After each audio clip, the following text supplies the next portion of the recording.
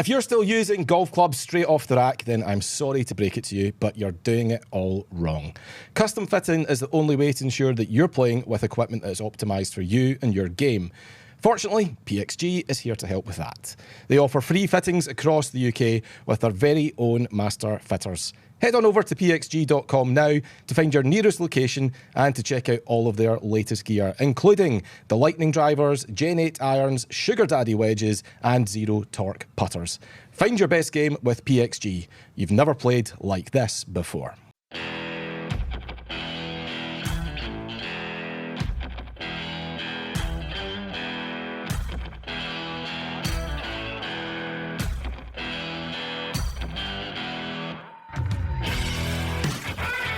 Ryan Fox is the champion golfer of the year. The man from New Zealand getting his hands on the claret jug at Royal Birkdale in the 154th Open Championship. And in this week's episode of the Bunkered podcast, we're going to be recapping an absolutely incredibly hot week. I'm Michael McEwen. Thank you very much for tuning in. We are here in Dundee where the sun continues to shine. Temperatures not quite what they were in Southport last week. Trust me, that was scorchio. Proper taps aft conditions. If you don't know what that means, just look it up. I'm not going to sit here and explain. So whilst Andy Burnham is getting used and getting comfy in 10 Downing Street, welcome to the 55th Prime Minister in the last 2 years. We are going to be recapping the action that really matters, the action that unfolded on that beautifully burnt out golf course. Ryan Fox, of course, top of the agenda, but there's plenty other stuff we want to discuss, like Sam Burns, Cam Young, the local hero Tommy Fleetwood, of course, Bryson DeChambeau, and all of that stuff. And stick around right till the end because we have an announcement that we would like to share with you. So listen, before we go any further, let's bring in the performance editor of Bunkered, Mr. Lewis Fraser. Lewis, hello. Hello, Michael. How are you? I'm good, thank you. I'm good. I think Excellent. We're both operating somewhat on adrenaline and on fumes. Each of us travelled up separately, might I add. We travelled up the M6 and M74 last night, quite late at night. Missed the World Cup final altogether. Yeah. Did you see any of it? John had it on his phone. Our colleague John, I was giving him a lift back up the road, and he had like the extra time on his phone. He was like, "This is the worst game of football that's ever taken place," and that's quite a high bar for both of us and some of the teams that we watch. So.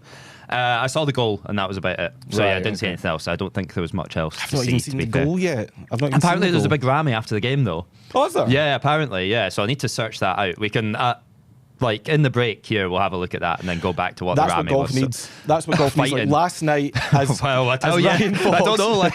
As Ryan Fox walks on, he's invited onto the green by Mark Darbin. You just want Cam Young or Sam Burns or Bryson to emerge and just heckle or jostle. That's what we're missing from the game. I think if that was introduced, Ryan Fox would have a lot of claret jugs. I don't think anyone wants to go and fight him. Who wants to take on him? Absolutely not a chance. Yeah. But yes, we both got home wasn't even late last night. Early. It was very early this morning. So not a lot of sleep has been had. Frankly, not a lot of sleep has been had in the past week. That's the nature of covering the Open.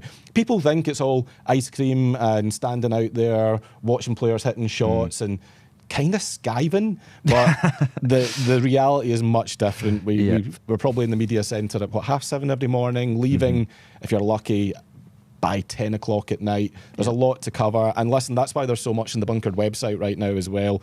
Wall-to-wall coverage, in-depth analysis, opinions, insight, everything you could possibly want. So go and check out bunkered.co.uk for everything that happened at the Open last week. And of course, at this time, it would be remiss of me not to remind you about our newsletters. Hopefully you know about them by now, but the Breakfast Bulletin, Monday to Saturday, delivered into your inbox at 6:30 every morning. That is the place to get all of the aforementioned great content. We bring it to you, we put it in your inbox. You don't even need to go looking for it. How good is that? And then you go to work. You're standing there at the water cooler or making a coffee, because I don't think water coolers necessarily exist anymore. That might be against health and safety. And when someone says to you, "Did you see the golf last night?" you say, "Let me tell you about the golf last night, Lewis Fraser." Did I see it? Fountain of knowledge about the golf. I know water all about the fountain golf. of knowledge. Yes, precisely. Those little like zip taps that they have now. That's what you're replacing the water cooler with. Correct. So yeah, get the breakfast bulletin. It's got all the stuff that you could possibly need. Frankly, you don't need any more emails. Just that one. Just sign up for that. And then you've got the Monday Finish, which is where you can read my weekly column. I will be giving you my insight. You hear it on the podcast. We'll go and read about it as well, because I use bigger words there.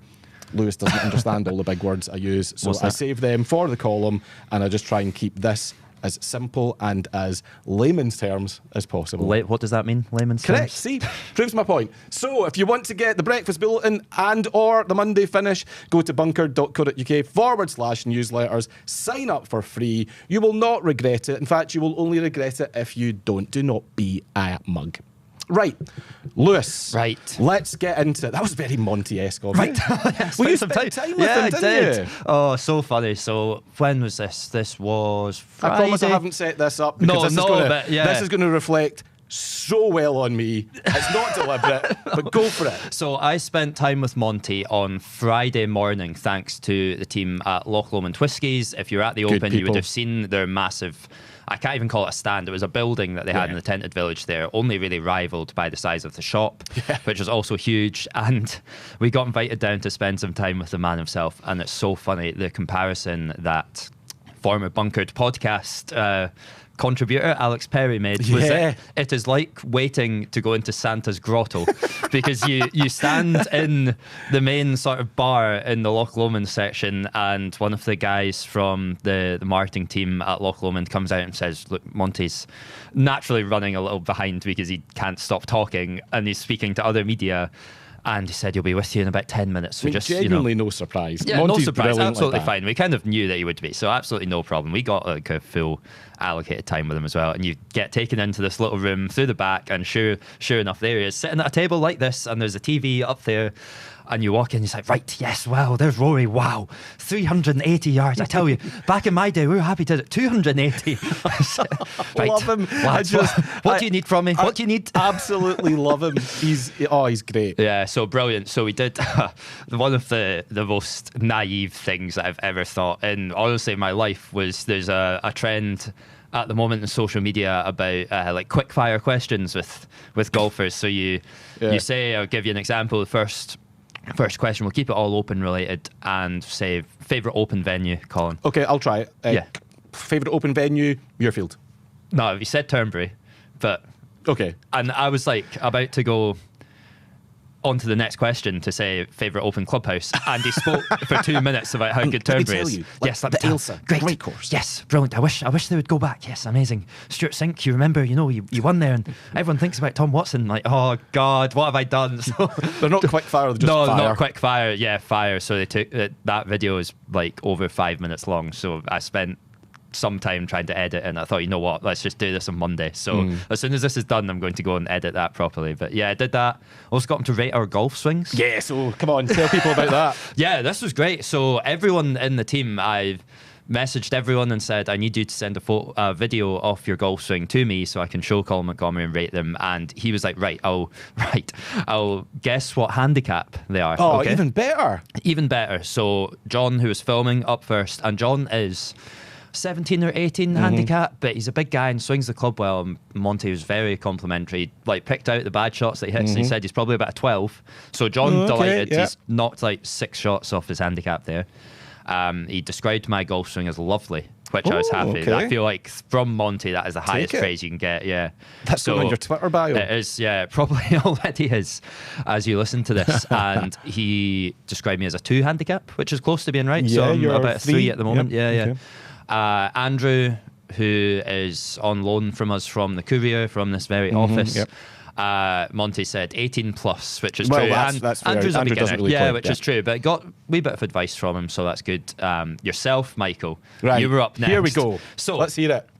What would you say your handicap is? I don't have one. That's right. that's the God's honest If you had truth. to guess, on a good day, let's say everything's going well, I reckon I can play between 11 and 12 quite easily. Okay. Maybe 10. Yeah. And that is if everything is going really well. On a bad day, 16, 17. Yeah. So somewhere between those numbers. Mid-double the figures. teens. Mid-teens. It's the teens. Yeah, fair enough. So I showed him a video of you teeing off the first at St Andrews, playing the old course reversed. You hit a lovely iron shot off there, and he's looking, so, oh, right, Michael. 5-iron from memory, yeah. The boss. Yeah, oh, right, yes, I see. Immediately when he says the boss, I know he's going to give you a low number. I said, yeah. Oh, you think he was influenced? Yeah, I think he was influenced I don't by think that. he is. Yeah, I think he was. No, I don't think titles or hierarchy I know that matters he to was. Monty. And regardless, he went through and said, yeah, very good swing, good contact. He looks like he knows what he's doing. 4 handicap. Yes! Yeah. I'll take it. Unreal. Actually, in case I'm playing a Texas Scramble anytime soon. No. Double that. At least. Triple it by the sound of it. I mean, yeah. it was, objectively, it was a good swing. All things considered, a cold day, a wet day. I'd had a fairly good warm-up. I was loose. Loose. Right. Loose. Always completely back. Light hands. Like to fade it. And yeah, I put a good contact on the ball. Not my greatest swing in the world, but if Monty is looking at that and thinking I'm off Low 4, single digits. Yeah. happy days. Yeah. Thanks, so Colin. delighted. Yes. And then Josh, I don't think he was influenced at all. You're talking nonsense there. Josh was up next and he got pretty much exactly what his handicap is. So nothing too exciting there. But yeah, he was delighted with yours. So you're the second best player in the bunker team. I mean, happy days. Colin Montgomery said so. Yeah. Good enough for me. So yeah, massive tangent there. But yeah, spent some time with Colin watching the golf, which was just an absolute treat. I think what we're really getting at there is I'm the real winner of Open Week, but the man with the claret jug, of course, is Ryan Fox. I mean, wow, there's so much to say about Open Sunday, Lewis. I was driving up last night, still digesting some of it, processing what we saw. It really was. It was for me, it was a classic Open Sunday insofar as, well, we know how the course looked, and we'll come back to the course, probably bounce around here, but we'll come back to the course and the way it was set up. But it looked like an Open Sunday to me. I mean, I know that sounds very vague and generic, but it had the look of a classic Open Sunday. Then you had a leaderboard, feasibly going into the final round. Any one of 12 players could have won it. And I always think the hallmarks of a great Open Sunday is when the lead changes hands multiple times, and it did. There was a period there where it was bouncing around. Sam Burns started with the lead. Siwoo Kim had it at one point. Then, Cam Young got himself in front and held on to that lead.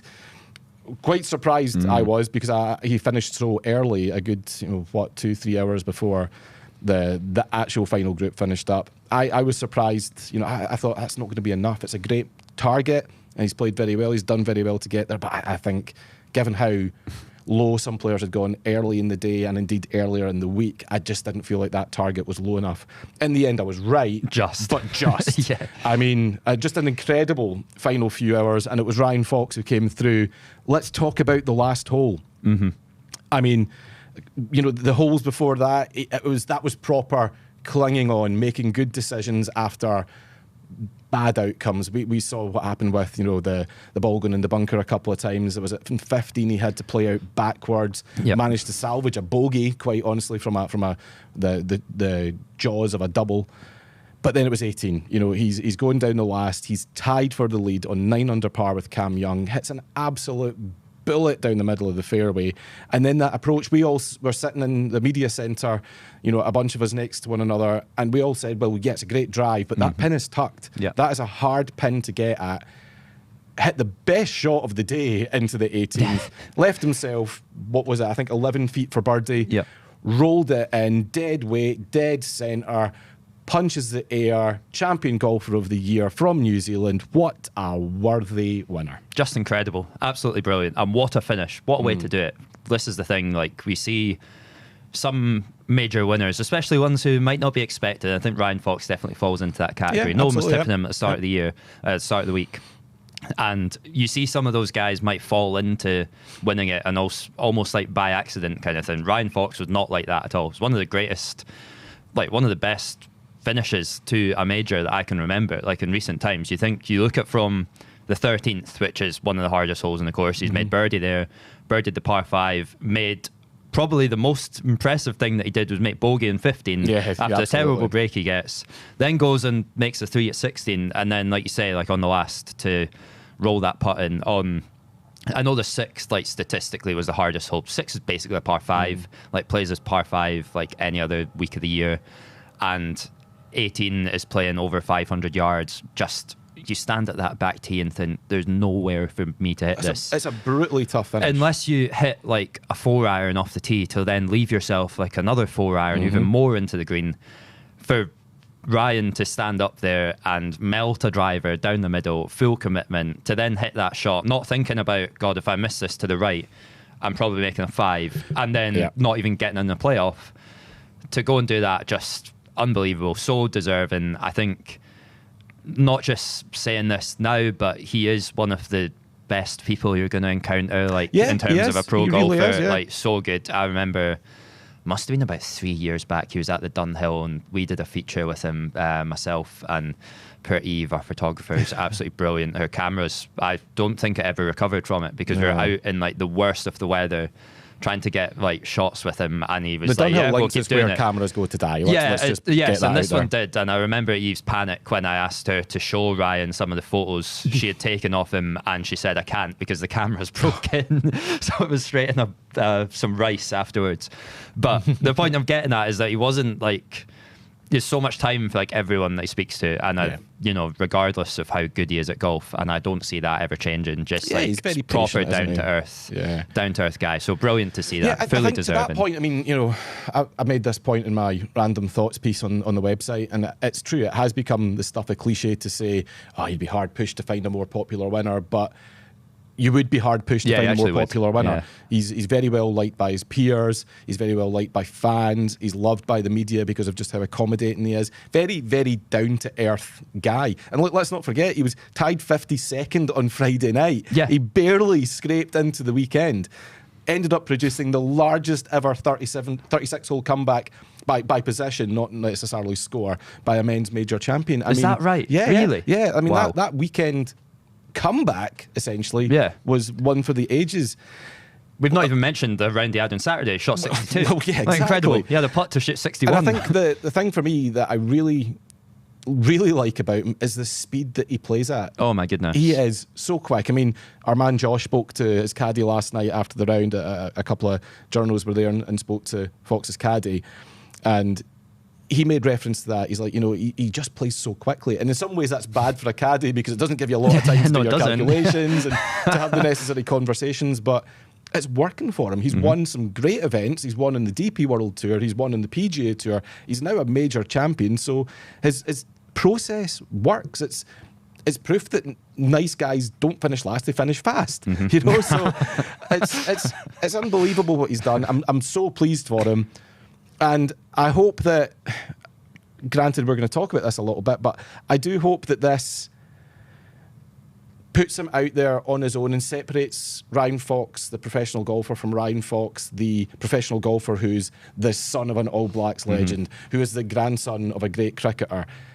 Because that's been a big part of the narrative up to now. You know, I don't think there's ever been a profile piece about Ryan Fox written that hasn't made reference to his dad or his grandfather. That said, I mean, let's give it just 30 more seconds, Lewis. Sure. You know, does that count for anything, do you reckon? The fact that he's got this family that are exceptionally high performers, over-performers when it comes to sport, that he can have that conversation with his dad or his grandfather about, you know, the pressures of high-performance sport at the very, very, very, very top level that other athletes can't have because their families don't have that background. I guess what I'm getting at is, you know, do players from sporting families have an advantage or some kind of edge over those who don't come from sport families? I think they do. I think that's fair to say. Like, there's two things in the genes there. Yeah. Like, you know, if your dad is really good at sports and your granddad is really good at sports, there's a good chance that it's going to pass down to you as well. And you're going to be naturally gifted at something. That's why we're here. Yeah, exactly that. That's why we're sitting talking about it and not playing golf there. As much as Monty might think that we could go pro, we're not going to be doing that anytime soon. But yeah, I think there's that physical side of it. But then also, like, you're brought into that environment where, like, clearly sport is a massive thing in his family. Yeah. So when he's gone to, like, dedicate himself to that, then he's going to have the right people around him. I think the other thing that's interesting with Ryan Fox, it's made a big deal out of, but probably not as much as the family stuff, is he didn't really take to golf like until a bit later in his sort of adolescence. You hear kind of conflicting things, but I think he said that he played off 2 when he was 16 years old. According to Monty. Yeah, Monty would have had him playing off about +6 at that age, yeah. But no, I'm sure he's kind of... you just didn't take up golf as a 3-year-old like so many of these guys do now and come out on tour. Like, he wasn't a sort of a child prodigy that was incredible, but clearly when he started playing, then he was really, really good from a young age. And that helps, having like family around who are going to push you, and not push you, but like be able to steer you in the right direction of people who've played at such a high level. So yeah, I'm sure it's helped him, but he's still got to go out and hit the shots himself. It's not his dad doing that or his granddad. So correct. Yeah, fantastic. Yeah, absolutely right. And just thoroughly deserved Open champion. It's you could see last night. I went out and spent some time walking around the 18th grandstand after everyone had left, and he's getting his photo taken. All the official photos that we're going to be seeing now over the next few days, and he just looked completely besotted with that silverware. Mm-hmm. And players should, but I think some players get a little bit accustomed to it. Maybe the claret jug doesn't have the same meaning for players from certain places. He was just gazing at it like a newborn, so I think he's going to have a great year with it. That trophy is going to have a great year in his company, that's for sure. I'm sure there's going to be some interesting beverages. I think it's wine from it. Wine that he drinks. Yeah, he's allergic to beer, isn't he? Oh right. I think he's not a big beer drinker, but it's called a claret jug for a reason, and I'm sure he's going to put that through its paces. Let's talk a little bit about Cam Young, because for a big part of yesterday, it did look like he was going to be the guy. He started so hot, and he was the one that made the early tear up the leaderboard, and then the costliest bunker shot of his life on 18. Finding the bunker off the tee there isn't a calamity, really. I mean, it's pretty easy done, but he's gone to escape. His ball's slammed into the face and catapulted out to the right. Essentially a shot penalty from there. And the resultant bogey was it cost him at least a playoff for the claret jug in the end. Mm-hmm. A hard, bitter pill to swallow for a guy who's had an unbelievable season so far. Yeah, he looked absolutely gutted when he was on the range and Ryan Fox has made that putt to beat him, because he's surely thinking he's going to be in a playoff. At worst, really. Like that whole, if you had to think, if someone's not making a par there, they're probably going to make a 5. So for him to not even get into that after such an amazing round, I know you're talking about the bogey in the last, but he did shoot 64. Yeah, so he's come from absolutely miles behind. But it should have been a 63. Yeah, it should have been, and the timing off it, like to get that break, like I didn't see it live, but saw like what happened to him. So yeah, really, really tough break. But that's just how it goes. Sometimes it's going to be tough for Cam, because the way that the major season is now, like it's so condensed. Like I know. It's not like he's not going to play until the Masters, but he wants to win a major. That's the next step in his career. Probably looked like he was going to have a really good chance to do that. And yeah, really costly bogey, but he can take a lot from the round that he's had to go and shoot 64 on Open Sunday, put himself right there, and to just be beaten. Like, I know you're saying it's a costly bunker shot, but he'll look back in that in a few months' time and be like, yeah, actually, it was someone else's brilliance that's done me, and not my mistake. I think. Yeah, I think so. Yeah. When he looks at it from big picture, if you said to him before the day, I've gone out and shot 64, yeah, and but context I've just come is up key, short. though. I think he's going to reflect. You're quite right when you say he'll probably look back and go, well, Ryan Fox has come and won it from me, but 64 is probably the worst he could have shot yesterday, the way that he was playing, and he let the door open slightly for him, but just that.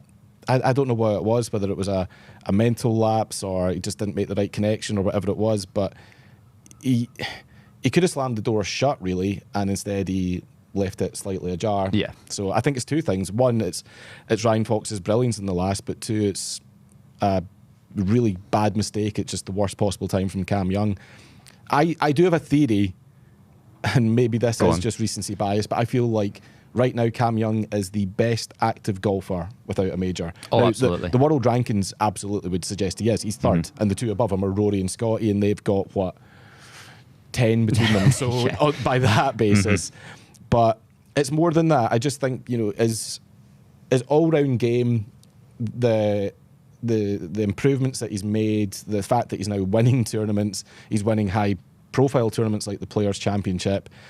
I'm looking at all the other players around about him, and you've got, in the top 10 alone, you've got Scotty, Rory, Matt Fitz, You've got Colin Morikawa, Wyndham Clark and Justin Rose. Now, there's your major winners in the top 10. The other guys round about Cam Young, you've got him, you've got Russell Henley, you've got Tommy Fleetwood, and you've got Chris Gotterup. I'm sorry, I just don't think that, with the greatest of respect to those guys, I don't think that they are at the level that Cam Young is. Yeah, completely agree. So for me, he's the best player right now, not of all time, of right now, without a major win. Yeah, I think you're spot on. There's a few contenders here, but I think Cam is just slightly above them in terms of how good he is. And it's not all about resumes, because there'll be some other guys who have played for longer and have come closer to majors and have had like worse, more heartbreaking stuff. Tommy Fleetwood comes to mind, where he's had more chances to go and win majors and just hasn't been able to do it.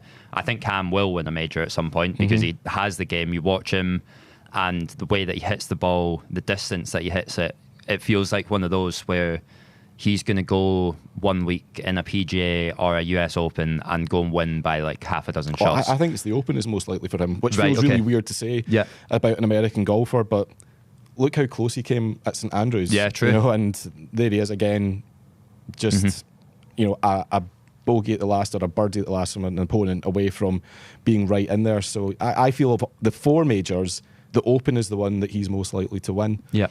And yeah, I mean, other contenders for that unofficial crown, I mean, I'm sure Victor Hovland would like a word, but to me it's, again, just not quite at the levels of Cam Young. Cam Young's floor is much higher, I would say. You don't feel Victor Hovland, it's not a massive surprise if he goes and misses a cut during the week, but you would have been surprised if Cam Young went and missed the cut last week. Others in the convo would surely be, Ludwig Åberg, but I don't think he's shown enough yet. Bob MacIntyre in that conversation, I'm sure. Even Siwoo Kim. And then Sam Burns, for me, is Sam massively Burns, up there at the moment. We'll come to him in a sec. But Tyrrell Hatton as well. All of these guys, no one would be surprised if they won a major.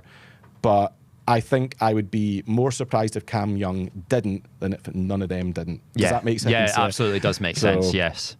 Yeah, I think, genuinely, next year, I'm going to call it right now. Sam Young, different guy. Cam Young, man to beat at St Andrews next year. For me, here, right now. So. Yeah, I could get on board with that as well. Good history around there. Clearly does well. Open Championships, has done it several times now. So yeah, I wouldn't be shocked at that either. So you mentioned Sam Burns. Let's talk about him. He had a 2-shot lead going into the final round, and yeah, it's been the story of his career so far.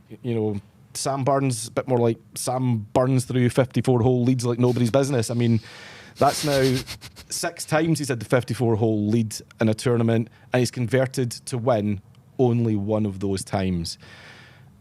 Lewis, I'm trying my best not to use the C word here. You know the one, it rhymes with broker. Yes. But listen, the evidence is stacking up here, and it's getting harder and harder to ignore. What is it? What's the deal? Why can't Sam Burns close out tournaments? I wish I knew, because I would go and tell him, I don't know, that's tough. Like, he's putting himself in the positions, but it's weird. I sat in on his press conference on Saturday night, and he was asked, like, is he doing anything different on Sundays, like in terms of preparation? And he sort of thought about the question. He was like, no, not really. I'm not doing anything different. And you think, well, is that the problem? Maybe he's not thinking about these things differently, because you say, like, is he choking? But I didn't see much of his round because I was out on the course and I was following a man who we will talk about in part 2. But you look at the way that he scored, and got to the top of the leaderboard with a birdie at the second, and then just made a few bogeys and parred his way in. It's not like he's standing the last with 3-shot lead and then completely collapsed and thrown it away, but he's just never really got going and gone and done what Ryan Fox has done and taken the tournament by the scruff of the neck and made a bunch of birdies at the end and made it his. So I'm not massively worried about him, because it is one of those that you keep putting yourself in that situation. As long as you're not completely like throwing it away right at the very last breath. I don't think Sam's that kind of guy, but it becomes a worry. I do know the point you're making, but of all the players in the top 40 in ties, he shot 2 over par. No, I think only Jackson Suber shot worse than that yesterday. I think Jackson was he 4 over. There was a few other players that were 2 over as well, but You know, on a day when I felt like the course was really gettable, and yeah, I get it, the conditions changed slightly when Sam went out. It was a little bit more blustery. Not as blustery as people were anticipating, but a little bit more blustery. But he's gone out, he has birdied the second, and then consecutive bogeys at 4, 5, and 6. And that was it. Flat line. Yeah, flat line the rest of the way in. Ends up, you know, just, as I said, you know, 2 over par, and in the end, 2 shots off the lead. He started at 2 shots ahead and finished at 2 shots back. There's something that just doesn't quite make sense to me about it. And I get it. Winning tournaments is hard. Winning majors is even harder. But he's been in there so many times now. It's not like he has never won a tournament before. So why is it not quite clicking? What's...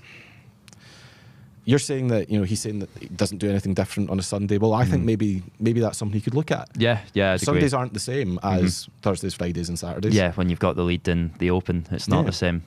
Yeah, it's tricky. I think one thing like we can sort of maybe a mitigating factor for this week is that he's not played much golf coming into it. We didn't think he wasn't expecting to be there. Wasn't even expecting to be there. We weren't even sure, like when he was playing a practice round, there was no kind of confirmation that he changed his mind to go and play. We didn't know that he was playing until like funny that didn't know if he was going to be playing. We didn't really know that until a couple of days before. So I think that's maybe played a part. He was speaking about how he got in later in the week than what he usually would, and his preparation on the course probably wasn't the best. So that's maybe just caught up with him, but I'm possibly being too generous there. And he's just not turned up on Sunday. Like, it happens sometimes. I don't think it's a nerves thing. I think he's probably just gone out and he's just not been able to get a run going. Like, it's hard. The thing you're thinking, going off a slight tangent here, but you're talking about scores, and obviously there's been 362s this week, and you maybe think, God, like the course is really easy. Like, how is someone who's playing well like Sam is not gone out and made like half a dozen birdies out there? But there was a big separation in like scores that we were seeing. Look at Justin Rose, who's gone out in the first day and not played well at all. And it's because the margins are so fine that if you're not quite on your game, then you're not going to be able to score well at all. If you are on, then you can do what Ryan Fox did on Saturday and shoot an amazing score. You don't get that every week, in that you're going to have, you know, think back to like when Aaron Rai won, there was a really, really bunched field there because guys were just making pars loads, whereas Birkdale was the opposite, in that if you're slightly on, you can make a lot of birdies, and if you're slightly off, you make a lot of bogeys. Whereas, yeah, what I'm getting at, it's just not quite clicked for Sam Burns on the final day. I don't think it's anything. It's a long way to say it wasn't his day. Didn't quite, didn't quite work out. I get it, but trouble is, we can't ignore it. It's become a theme. It's become a pattern, and you wonder if it's ever going to happen for him, to be honest, but I hope it does. Let's talk about Tommy then, another guy subject, who, you wonder if it is ever going to end up happening for him. You know, it did look for a spell yesterday as though the dream story was on. Obviously, Tommy, a local lad, he's from Southport. He's a huge following there. There were a lot of football songs that were adapted to fit his name. Wee bit cringe. Don't know if I heard any of these. You're going to have to sing them for me. No, right. No, I'm not. But if you've watched the Ryder Cup and seen that, you know about Tommy, and all that stuff. Yep. So yeah, I mean, it's huge home support. You know, and if that could have contributed to his score, he'd have won by 10. Yes. You know, Southport, well done to you lot. You showed up for your man in a really big and frankly very impressive way. But it wasn't enough. It just, again, you know, Tommy got himself into position, and forgive me because I like the guy, but we've seen this movie a ton. You know, 3 consecutive bogeys right off the back of a birdie at 8. You know, he's played his first 8 holes on Sunday in 3 under par and given them all right back. Bogeys at 9, 10, 11. And yeah, great finish. Birdies at 17, a birdie again at 18, a huge ovation for him, which he deserves. It was a 68 on the final day when he really needed a 65 or a 66. Tommy Fleetwood's wait for a major goes on. I mean, what we doing? I don't know. This was the one where we spoke about it last week, that you felt he was always going to be in contention and you just wanted the crowd to kind of get him over the line. And when I was out on the course, there was that buzz as Fleetwood's name was going up the board. And when he's played, well, he's got 3 under after 8. And there was a time where I think if he was to even make a par in the 9th, he would have been tied for the lead at that point. And the atmosphere was incredible. Like, I can't get across how electric it was being anywhere near Fleetwood's group, because all you could hear was shouts of "Go on, Tommy lad," and just do the accent. Like, no, I'm not going to do that. And cheers, like walking onto every single tee, like guys absolutely going mental. Like you say, like comparing it to a football match as if England were scoring in the World Cup final. It was like that, which didn't happen. And then it's just falling flat for him. Yeah, do we not talk about that? I watched the 3rd, 4th place game playoff in the house, and I honestly thought I spent too much time in the sun that day. I couldn't believe what I was seeing. But yeah, Josh was following Fleetwood, and he just kind of said like the mistake on 9 where he's hit it over the back of the green, which is the absolute worst place you can go there because of where the pin was, mid bogey, and then he's... What's that? Is that a mental error? Is it adrenaline? Coming off the back of that great birdie on 8, as I say, being 3 under through 8. Is that an adrenaline one, or is that something else? I don't know. I've not seen the shot back, so I couldn't. I don't know if he's mishit it, but the one place that you can't hit it there is long. Yeah. So I feel like Tommy might say differently, but I feel like at that point, when you're going as well as he is that early in the round, you think, right, I'm going to make another birdie here. But the way that he's played it as well, he's laid up off the tee, which is absolutely fine.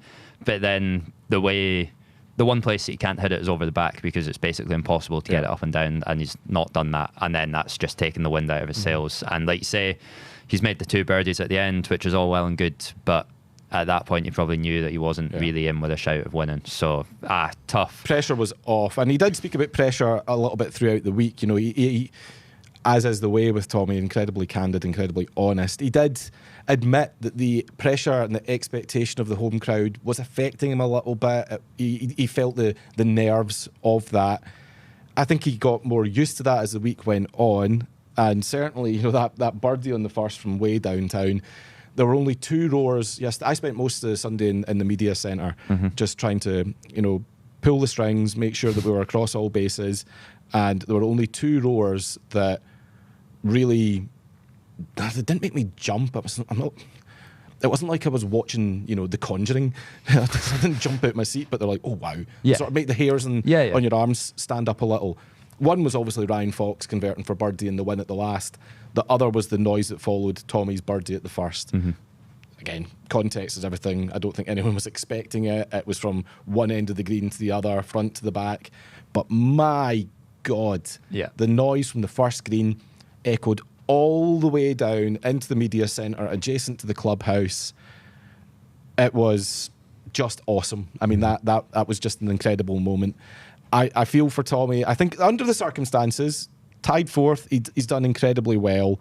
He'll be disappointed that that's an opportunity to win at Birkdale. How many more of those will he get in his career? That's passed him by. But there has to be a major win in there for him sometime. Yeah, of course it does. It's tough, like playing in front of a home crowd like that. You think about Rory last year at Portrush, and the support that he was getting was just unbelievable. And overwhelming? Quite possibly. Yeah, I think so. I think probably the bigger factor in it is that when there's that many people watching you and they're so excited to see you, as much as Tommy would probably never admit it because it would sound like excuses, but when there's that many folk there, like, it's probably a little off-putting. Like, it's not possible to block that all out. Anyone who's out there and is like observing the amount of movement and the amount of noise and people just like generally being right beside you all the time probably makes it quite difficult to actually focus on what you're trying to do, which is hit the right shots. So I feel like, there's probably a bit of, as much as he would never say that, there's times when it'll help if he's in a difficult moment in his round. It's probably helped him after he's made those 3 bogeys where people are trying to support him again. But when you get close to contention, like, it's tricky. Like when Lucas Herbert spoke about this after his 62, and he said like he tried to just block out any thoughts of like how well he was doing. As he mentioned that after a few holes, he knew that he was on a good score. 3 holes in, he thought 3 holes, he thought he could do it, and he did. So fair play. But he said he wanted to like park that thought and not think about it.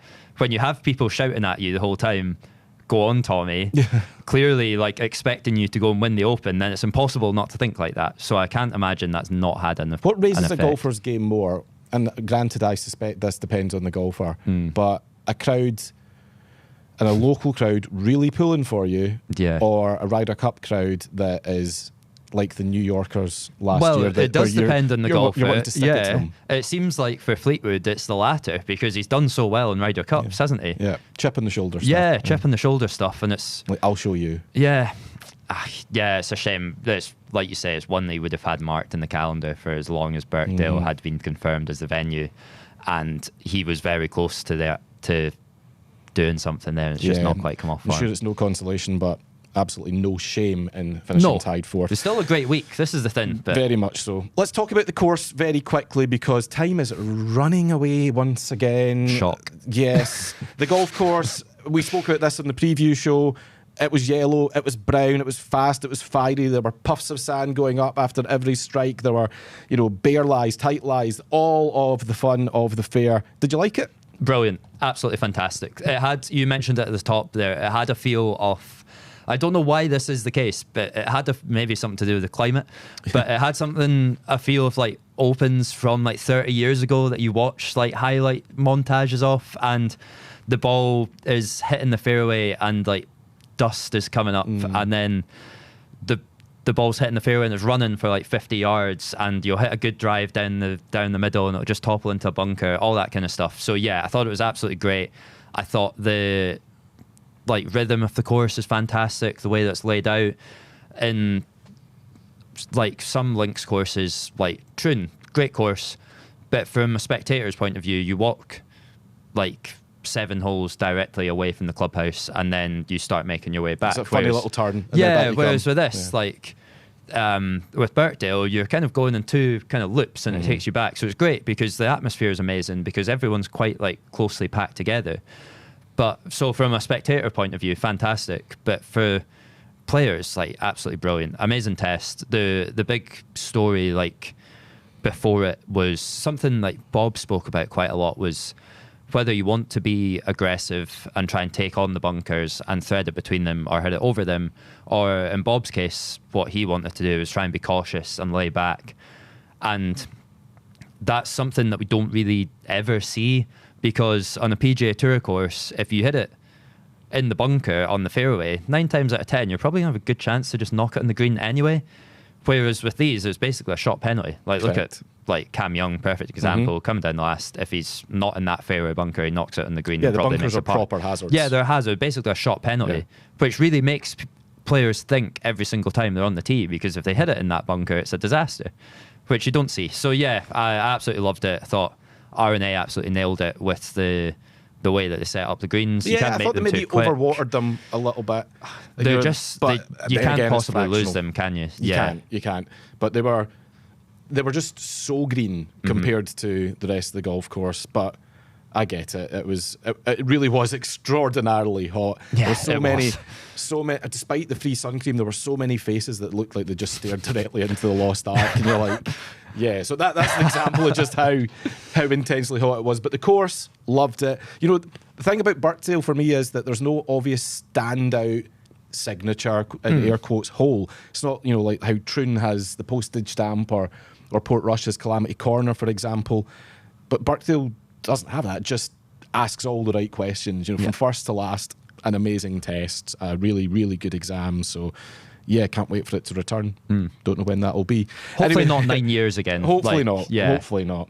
Listen, we don't have time for Asked and Answered because I've just looked at the clock. We are flying away. So bear with us, because in part 2, we're going to be talking, we're going to be dissecting, and we're going to be disappearing all the way into the Bryson verse. That's what he wants us to do. So yes, Bryson DeChambeau plus Bob plus Spieth plus more coming up in part 2 of this week's Bunkered podcast. Do not go anywhere.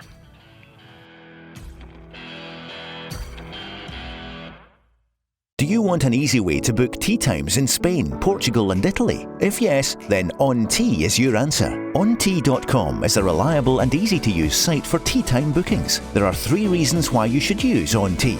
1. You can cancel your tea time up to 48 hours before teeing off, free of charge. 2. You have the payment option Book Now, Pay Later available. 3. On Tee guarantees the lowest online price. Go to ontea.com today and discover 1,000 bookable courses. Use the code BUNKERED26 during checkout to get a discount on your purchase. Valid throughout 2026. Welcome back, part 2 of this week's Bunkered podcast. Michael and Lewis here in the Dundee HQ with you, back from Birkdale, an incredible week at the Open. We'll be picking up that conversation again in a moment. We did agree that we would look at the World Cup final goal during the break, and I got We've not done that. I got as far as looking at the BBC website, which has revealed that the world's strongest man, Tom Stoltman, has joined the cast of Gladiators. Has he really? Yeah. Oh, brilliant. Yeah, so I don't know who he's going to be or what his name's going to be yet, but which golfer, which tour pro is most likely to join the cast of Gladiators, do you reckon? Oh my goodness. Ryan Fox won't be far Fox off it, would to be be a good fair. one. He would be Yeah. really good. Yeah. That would just be his name, Fox. Yeah, built-in nickname, so that's handy. Yeah, does help. Bryson is definitely up there as well. God, Brooks? who else? Yeah, Brooks would be good. Brooks would Proper be- athlete. And Yeah. he'd be the villain of the piece. Yeah, he would be. Yeah, Wouldn't you he? don't want to Yeah. be coming up against Brooks. I know what his name would be. It would just be Alpha. Wouldn't it? Yeah. Or Eye Roll. Well, that's great. Bradley Brooksy. Walsh, Justin Yeah, Henson. Eye And Roll. Lewis, you're up against Eye Roll. Oh, I don't want to be up against him. Who else? Jake Knapp could do it. I think he'd be Yeah. good athlete there. Yeah. Not And in got, terms like, of sheer sort of- bulk, but... No, Yeah. I feel like really athletic, and like all the gladiators are like chiseled jaws. Yeah. You know. Could abseil off their jaws. Yeah, he could definitely do that. So I think Jake Knapp would be great. Let me have a think about that now. I'll interject at some really like inopportune moment and come up with Charlie other. Hull? Yeah, Yeah, she'd be good. she could. Yeah, for sure. Yeah, again, like talks about workouts and how like she feels as more of an athlete than a golfer a lot of the time. So yeah, Charlie Hull. She'd be called Smoke. Or Marlborough. She's trying to. Is she not trying to give up the smoke? I think so, who E-cig, knows? vape. And you're up against Vape. Vapor. Oh, Yeah. jeez. Oh. Great. The tangents we go on Yes. this show. Goodness me. Right, let's yeah. go back to the Open. Yeah, let's and do let's do it. Let's, strap yourselves in, ladies and gentlemen. Buckle up, because we are going to talk for the next little bit about Bryson DeChambeau. So you're all familiar by now, hopefully, with what happened on Friday night. Bryson, when he was playing the fifth hole, the new fifth hole, you said last week, Lewis, it would cause drama. I didn't quite think like that. Don't think you had this in mind. But sure enough, Bryson was playing on the fifth, on Friday, round 2. The cameras were there. He tugged his tee shot, pushed his tee shot, whatever, into the thick grass. Did incredibly well to find the ball, never mind anything else. But then all hell broke loose. It was the determination of the R&A rules officials reviewing the TV coverage that he had inadvertently improved the path of his swing. Yes. Not necessarily his lie, No. but the intended path of his swing, which you cannot do, and therefore he was slapped with a 2-shot penalty. You look at the footage over and over again, and the more you watch it, the more you go, well, it's kind of open and shut. Some players were of the opinion that he was harshly treated, others less so. On the American TV coverage, Paul McGinley and Brandel Chambly absolutely clear. And I think when McGinley speaks, I always pay a little bit closer attention, because the man's integrity and honesty is not in any doubt. And when he said it was a clear penalty, well, that's kind of good enough for me. But yeah, Bryson, given the 2-shot penalty after his round, let's not forget that he had carded a 66 Yes. at that time, and was 1 shot off the lead, held by Lucas Herbert, I think it was, at halfway. It would have been, yeah. Going into the weekend. Given everything that we've said about Bryson, frankly, given everything I said about Bryson on the show last week, and his prospects, his chances of winning, the scientists trying to compete with the art of links golf, an incredible opportunity he had to go and win that claret jug. Then he went into the recorder's hut, was informed of the intention to penalise him by 2 shots. Next thing you know, you're watching, the Open coverage has concluded, and you're watching world's wildest police videos. The officials and him are in buggies zooming out to the fifth, where they are having a heated call. They're not. The rules officials are. Pictures of Cam and, very cerebral, Whereas Bryson, animated, gesticulating wildly, lip readers saying that he's threatening not to play if the penalty's imposed. All very theatrical. Took ages. Upshot. 2-shot penalty stood. Bryson 66 became a 68, and he was 3 shots back. We'll come on to a lot of stuff about this.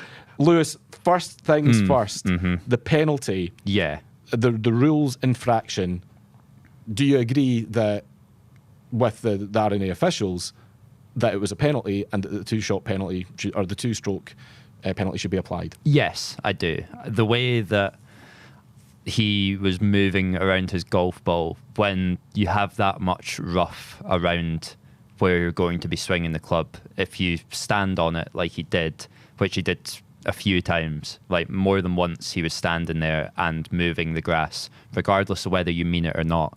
If you've improved the path that you intend to swing the club on, then yeah, that's a 2-shot penalty. So as much as people will say he's entitled to stand behind his ball to look at where he's going to be swinging, which I believe he is. Which he is, but if he does that and improves the path of his swing, then he's actually not. So the way that I would think of it is, if you were to stand behind your ball and move backwards and break a tree branch, that's going to be cut and dried, because you're then you are very much improving the path of the swing.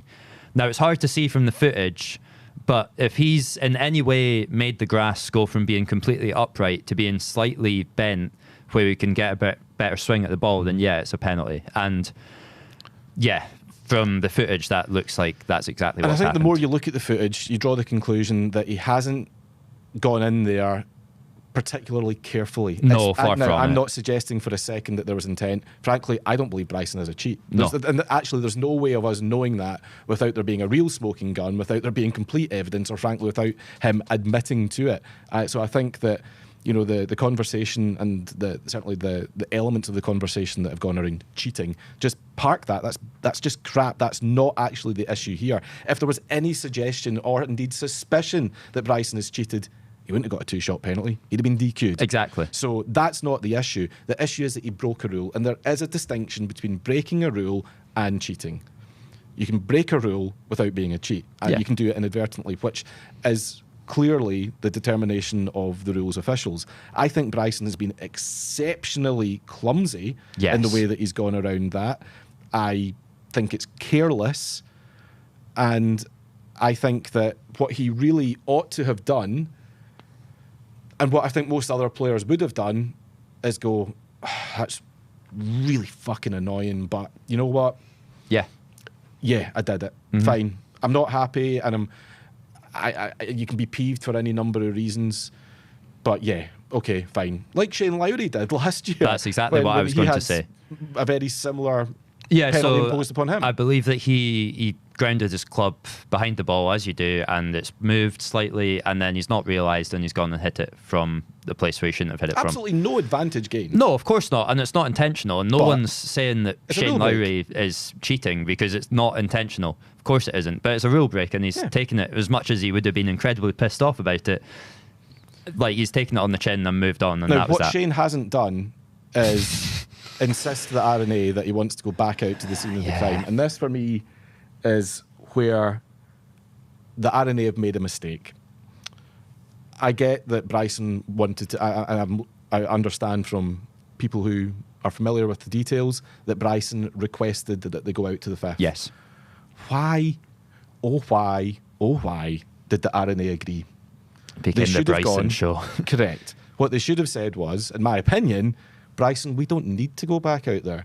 We've reviewed all the footage that we've got. We have had plenty time in the last 4 hours since that happened to you being here now to decide if we need any further evidence. We could frankly have gone out there ourselves in that time. We don't need to go out there. This is cut and dried. What you did has improved your intended line. Yeah. It's a 2-shot penalty. End of discussion. Have a nice night. Yep. But they've indulged him, and the cynic in me goes, that is just what he wanted. Yeah. Bryson is a performer. He has a YouTube channel. He loves being the centre of attention. I sound like I'm quoting Rory. We'll come to that. But that's what Bryson is. He he is theatrical and he is passionate. He will passionately not want to have 2 shots put on his score, especially given where he was in the championship at that point. But that's not the R&A's problem. No. Instead, they did the classic thing you shouldn't ever do, which is become the centre of your own story. Mm-hmm. They're writing this thing. They're the authors of it. They're the stagers. Next thing you know, they're right in the middle of it. Don't think for a second that Bryson doesn't know where the cameras are when all this is going on. Yeah. There's a reason why you can see him and you can lip read what he's saying. He knows the cameras are. He's facing them. There's a reason that he's as animated as he is. I can't believe they actually did that. Mm-hmm. I'm not sure if it's unprecedented, but I can't remember another time when something like that's happened. I cannot either. They played right into his hands, which I just find really strange. Where I have some sympathy for Bryson is that this only came to light because he's on TV. Yes. He's a high-profile player. The cameras follow him. Had the cameras not been with him, I don't think that's getting picked up. He's certainly not imposing it himself. The rules official walking with the group was like 20 metres away, not really paying that close attention to what was going on. If he had been, he would have called the penalty himself in real time. He didn't. It was the TV cameras that picked it up. And so it feels like Bryson has been put on trial by television. And there's no question players who are on TV are scrutinised to a different and more precise, higher standard than those who aren't. I'm not casting aspersions here. I want to be very, very, very clear that what I'm about to say is not casting aspersions.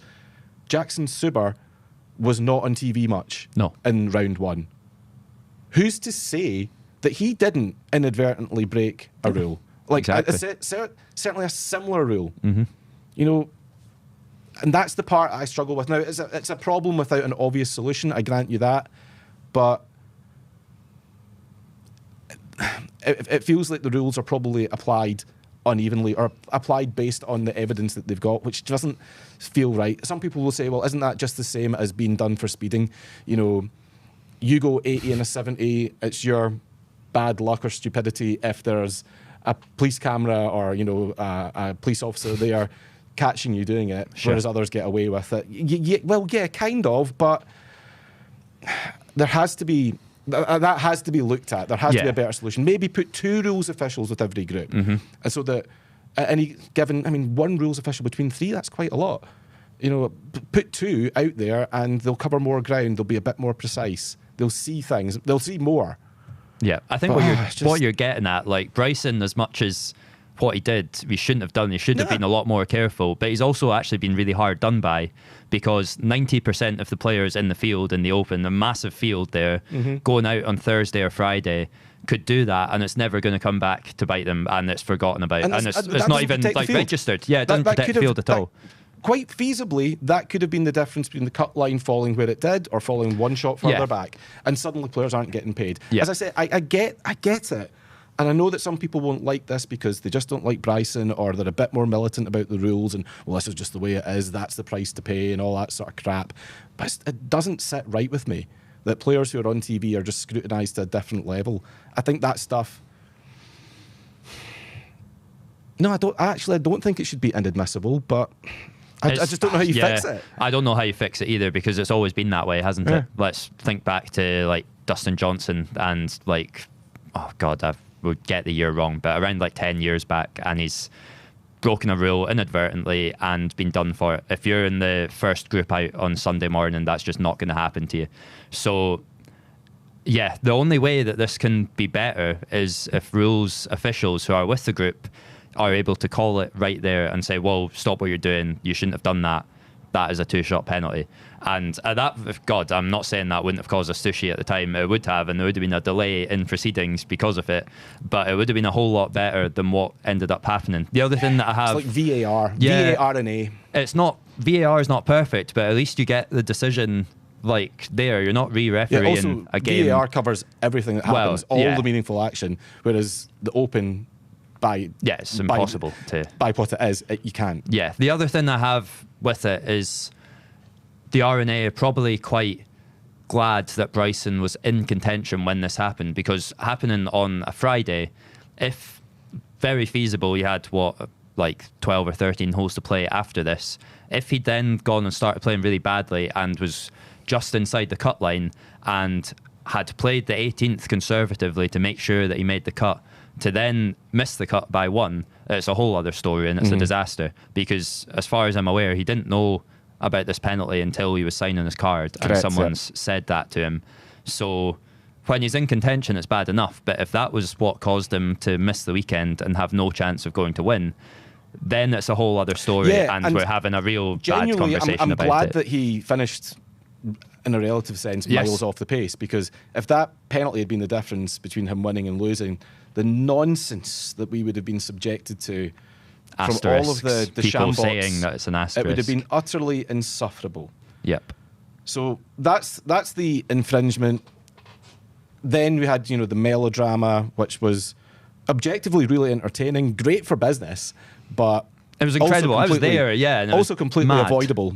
I think the RNA could very easily have handled that differently, and it shouldn't have happened. No. I'm kind of glad it did, because it was really entertaining TV. But then the next day, Rory is asked for his opinion, and plenty of players were.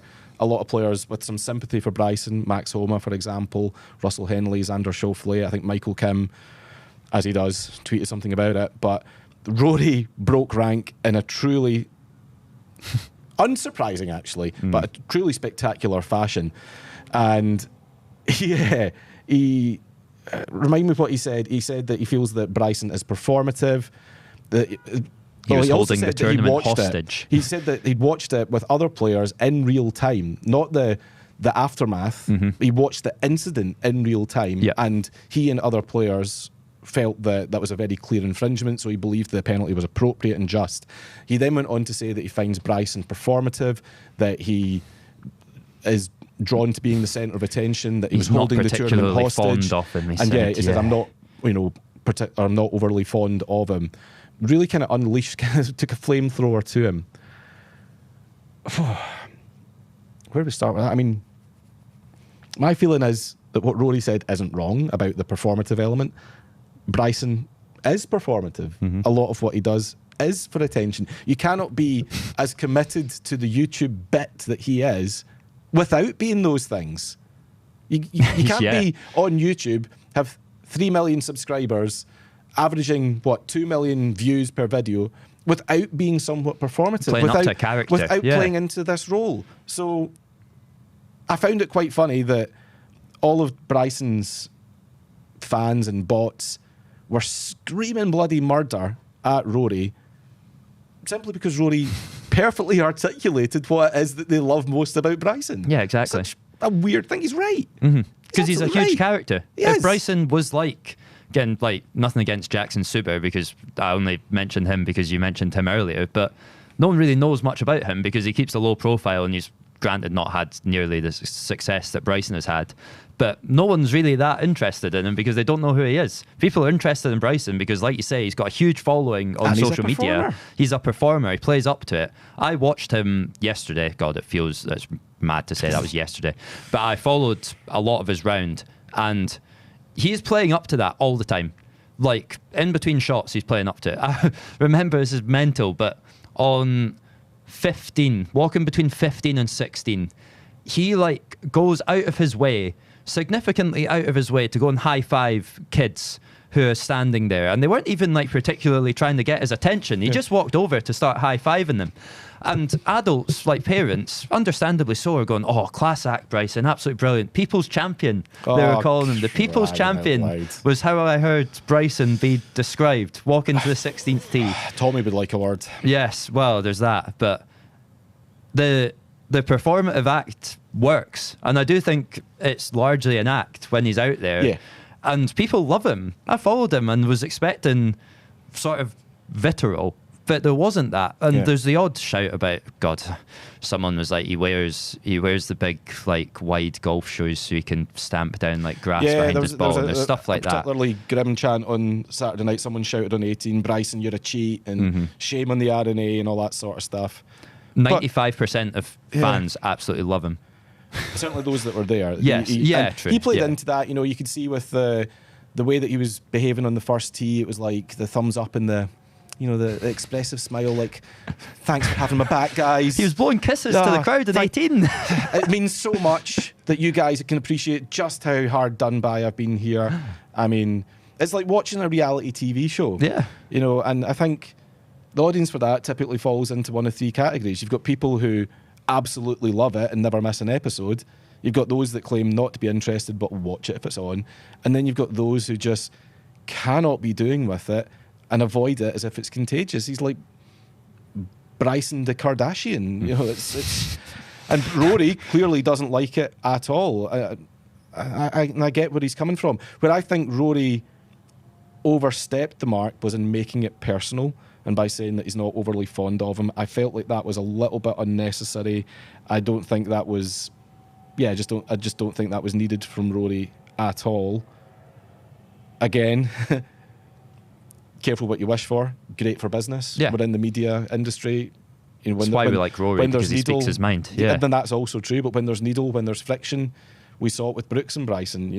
That was, it's good for business.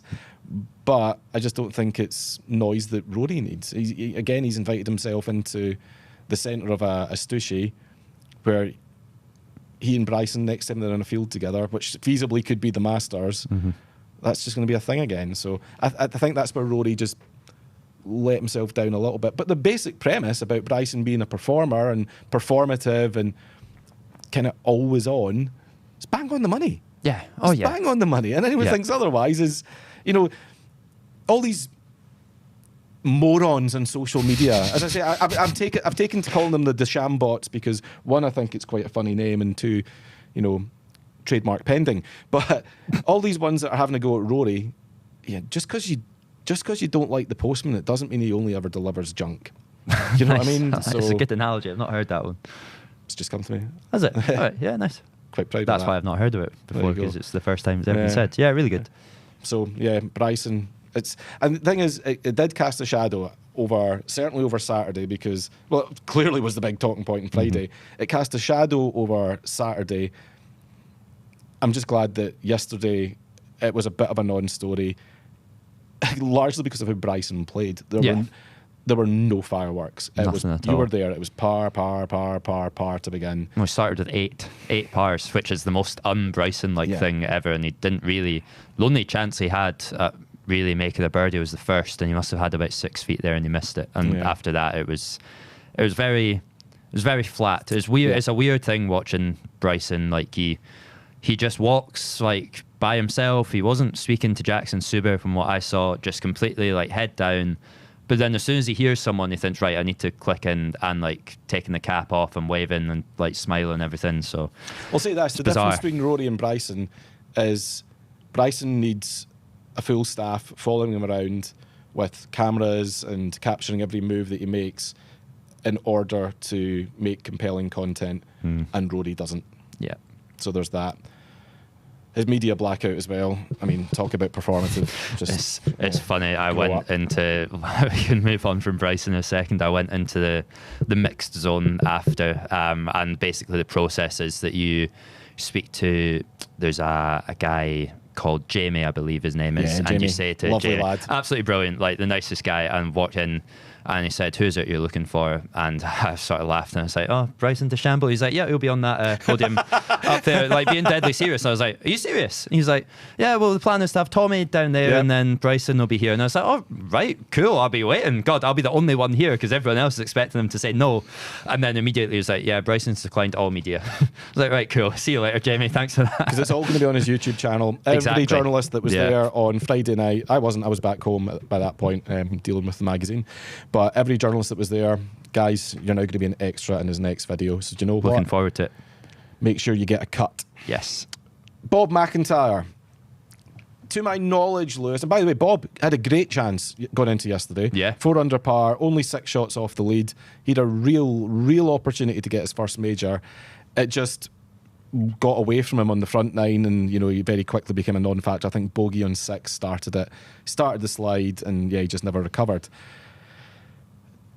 To my knowledge, I think he's the only, certainly that I'm aware of, the only golfer who got a code of conduct I warning. believe John Ram got one as well for correct. his Yes, that's right. club thrown 15 on... Final round, Bob Yeah. was the only one for sure. And forgive me, but kind of not surprised at this point. No. Bob is what Bob is. And, speaking to reporters afterwards, again, quite unapologetic for it. He said, it's in my DNA. Whatever, I'm not going to change. I am who I am. Thoughts? It's tough because he's right. It is in his DNA and he has always been like that. And it's got him to a very high level of golf where he's nearly won major championships. But with this new code of conduct, I was shocked that John Ram didn't get penalised for his club throw on 15. Yeah. I saw it in real time and thought that's a 2-shot penalty because as much as we haven't Is it seen not footage warning of, first, then penalty? it must be. It certainly I think must it is, be. isn't it? Yeah. So, well, at that point, I thought, I assumed that with the Wacky Neiman thing that had happened, as much as we hadn't seen footage of that, but he got penalised and I wasn't aware that he'd got one. So either way, look, but PGA Tour. yeah, going back to it, like with Bob, no, not surprised because he has always been that way. He's always kind of ran a bit hot when things haven't been going his way. But if you are going to get warned and then subsequently penalised, then it probably is something that is going to have to change, because if he was in contention and on 16 he's slammed his club off the tee and got a 2-shot penalty for it and it's cost him the claret jug, then he's going to learn pretty quickly at that point to not do that again. I suppose you the would point think. is, if he's in contention, then what is there to get hot and bothered about? Yeah, well, you say that, but then think about Cam Young. True, If yeah. Bob's in that position and he then drives it into the fairway bunker in That 18, bogey becomes a triple with it. yeah, I and get then it. you're Yeah. really in trouble. So on the stuff about him not wanting to change or not thinking that he's going to change, I can see both sides of it. Like I say, it's got him to a really high level, but also it's probably not really helpful to him. It's not working either. It's not working because when he's getting angry, it's not really like, I don't think it's helping his game. He No. might say it differently and it might be a good way to vent that and leave it there, but I don't think that's the case for him. So I'm with yeah, you. it's tough. It's not helping him. You look at his major season, it started at Augusta with, all of that nonsense, the swearing, which again, I stand by. I have no issue with that. But then the club slamming into the ground, and what was it? The gnome stuff as well. I've got a vague memory of a gnome thing. He posted a photo of Of a gnome with the middle gnome finger, that's right. on his Instagram story. Yeah. And then, it ends, he's bookended the major season with that yesterday, a code of conduct warning. Look at his results this year. Cut, tied 39th, tied 28th. Mm-hmm. So the positive, if you can take it, is that yesterday, tied 28th, that's his best result in the majors this year. And he's improved, as the year's gone on. But this is the third time that he's played all 4 majors in the year. It's the first time that he's missed 2 cuts. And it is also the first time that he's not posted a top 10 finish. I mean, the Bob in 2021, the first time he played all 4 majors in the year, tied 12th at the Masters and bookended that with the tied 8th at Royal St George's. Bob wasn't as demonstrative then. Mm-hmm. He wasn't as frequently angry then. He wasn't running his mouth off in response to, bad breaks or poor shots or wind changing direction or whatever else. He just wasn't. Yeah. He's angrier now than he was. So when he says it's part of his DNA, that's quite probably true, Mm-hmm. but I feel like it's just happening with increasing regularity now. Yeah. And he's coming off, as I stand by it, there have been other major years in which, he's maybe had better results or whatever, but, I'm comparing his major CV on the. I'm only really counting the years in which he's played all 4 majors, Yeah, right? sure. So I'm counting 2021, I'm counting 2025, I'm counting 2026, and of those 3, this has been the worst one. Yep. And what's been different this year for me has been the extent to which he has chuntered away at himself and the negative self-talk. So it might be part of who he is, but I think he's to channel it better. Mm-hmm. I am so bored of making this point now, but I see the parallels with Andy Murray. Mm-hmm. And I think you do too. We've I do, spoken about absolutely. it. At the equivalent stage of his career, Andy was one of the best tennis players in the world, just like Bob at this stage of his career is one of the best golfers in the world, unquestionable. But Andy was struggling to make the leap to becoming a Grand Slam winner, in part because of his temperament. Yep. He was giving it the big one after every point, whether he, a cross-court backhand winner or a forehand into the net. It was the same big burst of energy and emotion. And he just burnt through that energy and adrenaline, and it left him exhausted. The deeper into slams he went, he was running, he just didn't have that extra gear. Then he starts working with Ivan Lendl, who was almost pathologically stoic. I'm not sure Ivan Lendl's heart rate has ever got above 50.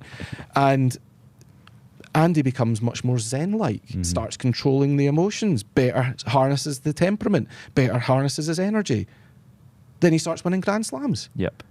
US Open, Wimbledon twice, wins 2 Olympic gold medals, gets to world number 1, takes the leap. That's not a coincidence, because all the raw ingredients were there, but they were being restrained by how he harnessed his energy and his emotional responses. Yep. Bob's there right now. Yes. Bob is 30 in a couple of weeks' time. The most fertile years of his career are coming right up. Yep. And it sounds like I'm being harsh, maybe I am. It's because I think Bob has the potential, undoubtedly the potential, to be a multiple major champion. And I want it. I want it for him. And I want it for me as someone who's, selfishly, I want it for me because I've covered Bob since he was an amateur. And I want it for Scotland. It's all right there, and there's this one thing, and it's that one thing that he could definitely fix, and he's going, well, nah. Yeah, I completely agree. I think that's mad. I do completely agree, yeah. I hope... It's tough because as Scots, we are inherently stubborn. And when someone tells... No, but it's true, though, because when someone tells you that you're doing this thing wrong and you need to change it to get better, it almost makes you think, no, I'm going to show them and keep doing what I'm doing. And I think back to like Tyrrell Hatton, and I've said in this podcast that I think the way that he gets so angry at himself and like negative self-talk towards him is what's holding him back from winning majors. And I would still say that. And I look at Bob and I'm thinking, well, I don't think it's as destructive, but I no, agree it's with not. The point. Yeah, but I think Bob is on not quite as a destructive level of that, but it's a similar sort of thing in that if you're being so negative to yourself sometimes, which Bob is, and I get it, as a golfer as well, completely different level, but you'll say to yourself, God, that was so bad, what are you doing? It doesn't help at all. It's good to sometimes vent a little bit, but when it's so constantly negative and harsh on yourself, then it's not good. It is the same as Andy Murray, because he would berate himself and think what say outwardly what you're doing and stuff. Screams. Yeah, exactly. And you think it's a lot of energy, whether you realise it or not. So yeah, you're spot on. Bob has the talent to win majors. We've seen it, and that's why we love him, because every so often he'll pull off shots that are incredible. I forget what hole it was this week, but he hit a driver off the deck. I think it was on 17, and he's knocked it on the green. You think there's a handful of players in the field that would even attempt that shot, let alone pull it off as well as he's done. The potential, the capability, potential is so there, talent, and he's come close. This is the thing, and that's why it's hard for me to say completely change what you're doing, because at the US Open he's come so close to winning there. And it's just not quite come off. Nobody's saying completely change what you're doing. I think the request channel it is a bit better. Channel it better. Yeah, because then the counterpoint to that is, but John Ram runs hot and he was the world number 1 and he's won 2 majors. Listen, I was there when he won the Masters. I can't speak really to the US Open, so I might be wrong. But I was there when he won the Masters, and I watched everything he did really intently because I needed him to get it finished on time that night, so I had a tea time the next day. So I watching Patrick Cantlay very closely as well. Very closely, and you're right, that's the point. Cantlay was slowing everything down. If there was a chance, if there was a player in the field who could have got frustrated by that and let it get under his skin because he's trying to win a major and you've got this guy in front of you that's just slowing everything down, John Ram, with that hot temperament, would have got hot. He didn't. And I firmly believe that one of the reasons he won that week was because he wasn't berating himself. There wasn't negative self-talk. He was He had a process, he was calm, and he got on with it, and he won it. Yep. He'd be a good gladiator, Michael. John Ram. Well, I mean, he'd just be called Rambo. Rambo. Wear the headband. Bob would be a gladiator. What would he be called? Etna. Like Mount Etna, the volcano that erupts. Right, okay. I have no idea where you're going with that. Or Vesuvius. I'm on board now, yeah. Vesuvius would be good, yeah. Yeah. I want it so badly for him, right? Mm-hmm. And I know that... I know that if Bob was to listen to this, he'd be pissed off at me. He's like, oh, why are you having a go? It's because I want you to win majors. Mm-hmm. I want you to take the leap. Because I like you. I think you're a great bloke. You're a great golfer. I want to see you have the success that you're capable of. And I just think this isn't helping him. And that's the part. It's not...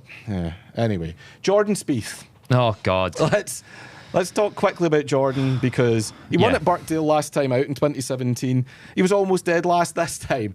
Lewis, I'm going to make a bold prediction. Not only will Jordan Spieth never win another major, I'm inclined to think there's mounting evidence that he won't win another tournament. Am I right or wrong? I went out to watch Jordan on Friday because I wanted to do a piece on this phenomenon, because I am one of his biggest fans. I absolutely love Jordan Spieth. And that got completely usurped by Bryson's shenanigans. So it never saw the light of day. I typed the headline out and then looked up and Bryson was on TV. So I just scrapped it. Select all, delete. Delete. Yeah, the 7 words that I'd written. I think that could be one of the last times that we see Spieth in one of the featured groups at a major. Because he's playing with... Good point. At that point, he was playing with Fleetwood and Ram in the first 2 days. And sadly, he looked out of place when I watched... Yeah, and obviously he's having a bad day, but I caught up with him on 13, funnily enough. And he hit it pretty far right on 13. Then on 14, he's 3-putted from absolutely nowhere, which he did earlier in the round as well. On 17, he made 9, I think, losing 2 balls. Yeah, I'm coming round to the idea that he will not win another major, and I think he could win on the PGA Tour again because he does have that underlying talent. Series. Yeah, quite possibly. Yeah, genuinely quite possibly. I'm not being facetious either. You're right. That could help him, and he'll be one of the better players there because he does have that. It's in there somewhere, and we see flashes of it, which is why we keep coming back to it. But it was really, really sad. I think he's so far down the mental road of trying to change things and not doing what Spieth did 10 years ago and just be really good at golf without thinking about it and look at a 20-footer and knock it in. He now gets over 3-footers and you think he's going to miss this, and quite often he does. Yeah, he's becoming Ricky Fowler, which is a real shame. The thing with Spieth, I get what you're saying, but the thing with Spieth though is that it's in there because he's done it. When he won at Birkdale, he was incredible. I just can't help but feel that it was all just one big fluke. In 40 years... I'm not buying that. 40 years from now, how are we going to look back on 2015? It'd be like, that guy was how many shots from winning the calendar year Grand Slam? Yeah. It's just, he had a massively, massively purple patch. And with that one exception at Birkdale, nothing since. Yeah. No, I don't think it's... I think if he'd won one major, then you could say, a fluke. But he has the talent in him. This is why I'm talking myself back into it now. And I've thought, when I walked off the course, I was like, no. Talent. Yeah, of course he does. You don't win 4 major championships without having the talent, Michael. Come on. Okay, he is a talented golfer. He's not talented enough to win another one. No, I agree with that. It's gone now. He's not going to... I don't think there's a way in which he gets it back, unfortunately. No. And again, the Ricky Fowler point stands. Ricky, this went completely unnoticed yesterday. Had one of the best rounds of the day. Yeah. But was most likely, depending on his travel arrangements, he was most likely wheels up before the last group had teed off. Yeah. Afterthought, not seen on TV, just... Yeah. And I think that's coming for Spieth, unfortunately. I think you're bang on. He is going to find a level that is underneath. And your point about featured groups, spot on. That might be the last time we see him in one. Unless he flukes it again. Right. Very quickly, right? So, biggest surprise of the week. Is there anything that stood out for you? Matt Fitzpatrick. Yeah. Really expected him to do well. Yeah. Felt like the week should have suited him. Quite analytical, talking at the start about staying out of bunkers and getting yourself in the right spots, like what Spieth did back in 2017. And you felt like Fitzpatrick was a really good candidate for that and just never really got going at all. So that was probably my biggest surprise. Yeah, it's very similar. Justin Rose. Yeah, and I spoke to his manager at the start of the week, and that I wish I'd known that before we did the podder picks, but he revealed that he was battling a little bit of a neck issue, and you could see that clearly impacted him. Obviously, much like Tommy, coming into this week with a real sense of anticipation that he was going to do something. Yeah, exactly. This could have bookended his career quite nicely, given what he did at Birkdale in '98 as an AM. Missed the cut, weekend off, just never really at it. And I was quite surprised by that. But on the whole, a fantastic Open Championship. Attention now turns to St Andrews next year. And I think I speak for us all when I say cannot wait. Anyway, Podder of Merit, Lewis. We've got a couple of weeks to catch up on here. Oh yeah, housekeeping. So we had Scottish Open was taking place as we were recording our Open previews. So for that, you chose Tommy Fleetwood, who finished in a tie for 13th. I went with John Ram, who finished in a tie for 36th. Point for Lewis. Yes. Leveled things up at 5-all. That took us to the Open. I went with the aforementioned Justin Rose, who missed the cut. You picked the 2024 Champion Golfer of the Year, Xander Schauffele. Many people in the media centre were tipping him yesterday morning over breakfast as the man most likely to make a run. Were they really? Didn't really happen, but a tie for 18th, again, good enough for the point. As it stands, Michael 5, Lewis 6. No picks this week for reasons that will become very clear in the next 5 minutes or so. But before that, golf 10able, Lewis. Yeah. What we got? We've got golf 13able today. 13able? Yeah, in honour of Ryan Fox. I would like you to name the 13 non-American nations to have an Open champion, please. Oh, God, okay. 13 non-American nations. Yeah, and we're not doing the UK as one country for reasons that I won't expand on. Scotland and England. Yes, correct. Northern Ireland. Yes. The Republic of Ireland. Correct. We're on 4 out of 13 already. Yeah. Great start. Good stuff. Australia. Come on, Michael. You did so well last week. Yeah, I know. This should be a cakewalk. Doddle. I'm thinking around Sweden. Henrik Stenson. Henrik Stenson, yeah. Italy, Francesco Molinari. Argentina, Roberto De Vincenzo. Yeah, good one. How many are we on? Oh, as it ever is in golf time. We've got quiz shows make it 1, look so easy, though, don't 3, they? 4, 5 to get. Yeah, they do. Yeah, I've always wondered about that. If you ask Bradley Walsh, you'll be like 5. Yeah, have they got somebody in their ear? Definitely. That their job is just to count and or to mark off the right answers. Absolutely. They must. Bradley Walsh isn't having to highlight and He's not got a spreadsheet. No, he's not got a spreadsheet or a Word document hastily arranged. And he's not keeping count. No, absolutely. He doesn't need to do that. No, or Warwick Davis really isn't doing that, is he? No. He's got a big board behind him where it comes up and it was dun dun dun dun dun. Just looks like a big board. Yeah. How many are we on? You've got 5 to get. 5 to get. Yeah. Spain, obviously, Michael. Severiano. Yes. What other countries have won majors? Are we including New Zealand? You can if you like. Right, okay, done. Well, it's Bob Charles as well. Yeah, Bob Charles as well. Yeah. As well as Ryanio. How many now? I've got 3 to get. 3 to get? Yep. Excluding the US? Yeah.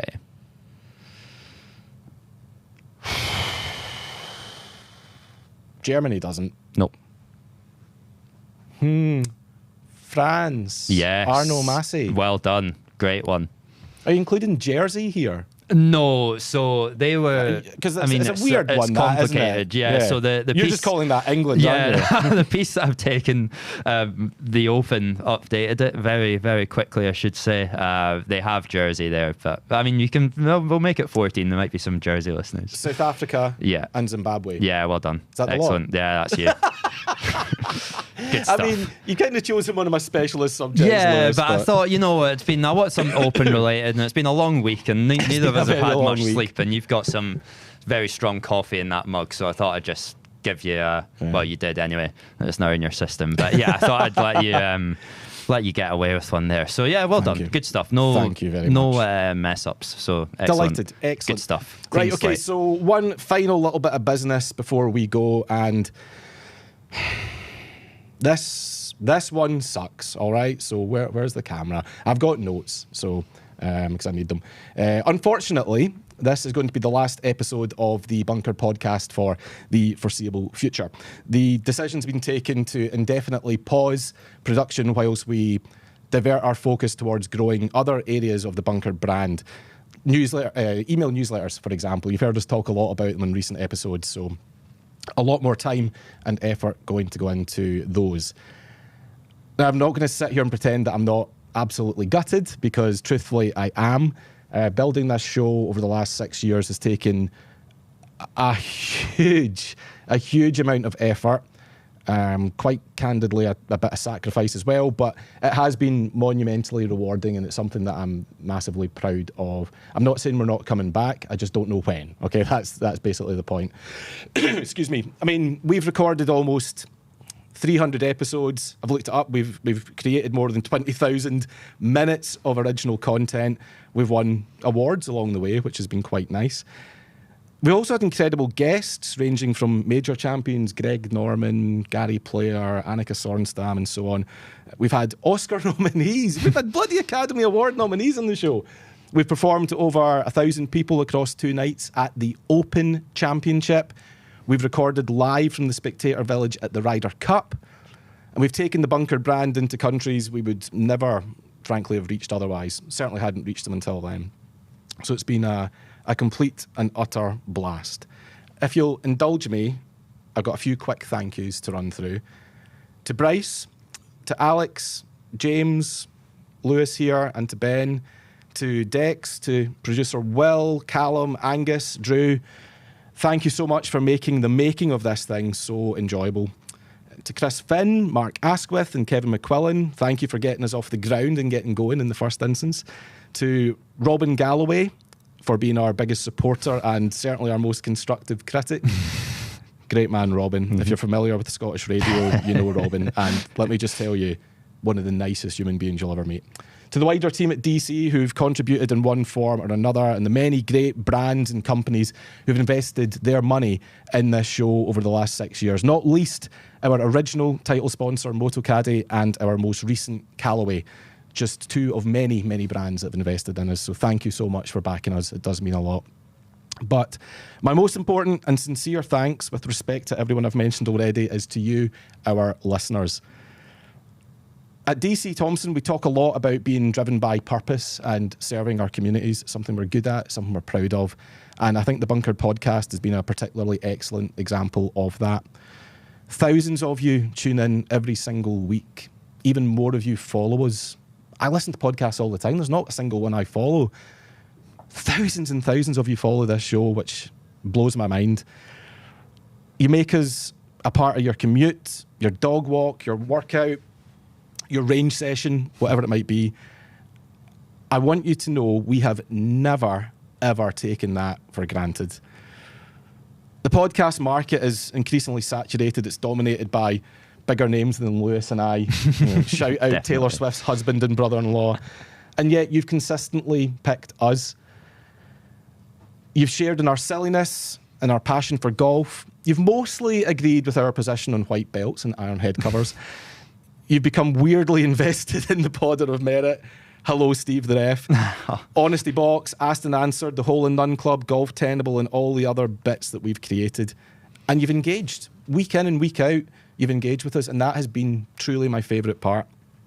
You have no idea how rewarding and humbling it has been to receive your messages, your DMs. I know Lewis agrees with this, and your emails. There's one that particularly stands out. I'm not going to share his name, but one gentleman messaged me a few years ago to say thank you for keeping him company during COVID.